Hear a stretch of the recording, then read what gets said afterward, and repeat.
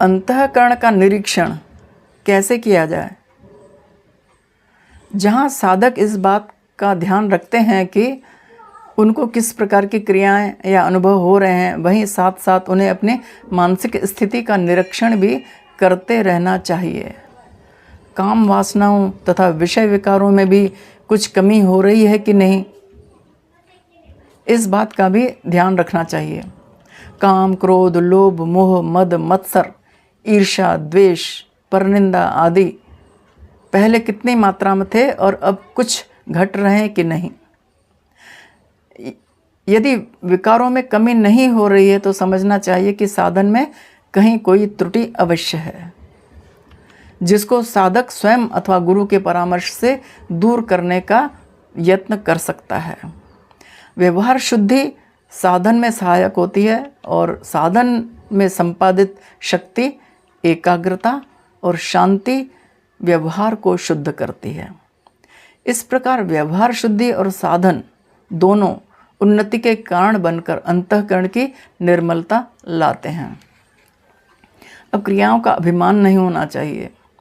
थोड़े साधन भजन के पश्चात क्रियाओं का अभिमान आ जाना साधारण बात है, परंतु यह अभिमान विघ्न रूप होकर साधक की प्रगति रोक देने का ही कारण बनता है।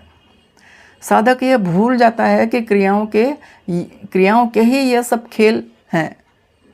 ये सब खेल शक्ति के हैं। उस शक्ति को तो अभिमान नहीं है, और जो हमारे अंदर बैठकर अहंकार करता है उसकी वे क्रियाएं हैं ही नहीं, और वह अभिमान करता है। अधिक स्पष्ट शब्दों में यूँ कह सकते हैं कि क्रियाओं की मूल कारण आत्मिक शक्ति, अहंकार आदि गुणों से परे है, अतीत है।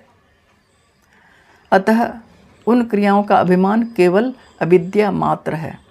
ऐसा करना अपने अज्ञान को बढ़ावा देना है। इसके अतिरिक्त यदि थोड़ा भी ध्यान से विचार किया जाए तो समझ में आने लगेगा कि साधन का अभिमान करने से समर्पण की नींव तो एकदम हिल जाती है और साधन का सारा बोझ स्वयं हमारे ऊपर ही आ पड़ता है। स्वयं से भिन्न स्वतंत्र शक्ति की क्रियाओं पर विचार करने से साधक का कर्तृत्वाभिमान क्षीण होना चाहिए। और क्रियाओं का कारण तो गुरु कृपा है। क्रियाओं का कारण गुरु कृपा होती है। एक दूसरा कारण और भी कहा जा सकता है जिससे क्रियाओं का अभिमान करना उचित नहीं। साधकों में क्रियाएं प्रायः गुरु कृपा से ही होती हैं, अन्यथा अपने अंदर झांक कर देखा जाए तो विषय विकारों का इतना गहरा अंधेरा छाया हुआ है कि साधनाभिमान का सारा नशा हिरण हो जाए। किंतु फिर भी माया मोह के इतने बड़े तमोमय विघ्नों के होते हुए भी यदि नाना प्रकार की क्रियाओं तथा अनुभवों के रूप में आत्मिक प्रकाश झलकता है तो वह केवल गुरु कृपा ही है, जिसे साधक को श्रद्धा भक्तिपूर्वक साधन में बढ़ाना चाहिए। यदि साधक इन सब का अभिमान करने लगे तो यह गुरु कृपा को मान्यता न देकर उल्टा उससे विमुख होता है, जिसका परिणाम पतन के रूप में होना ही अधिक संभावित है।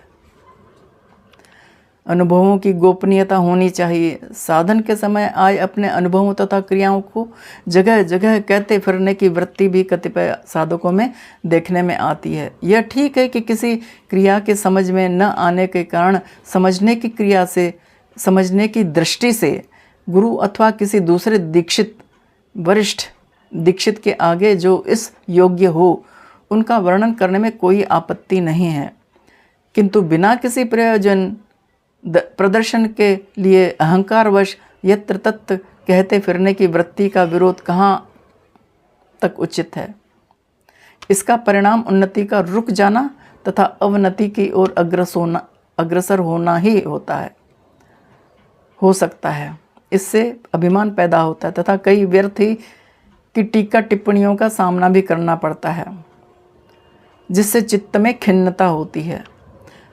अतः साधक को इस बारे में गंभीरता ही अपनानी उचित होती है। गुरुजनों की बात अलग होती है।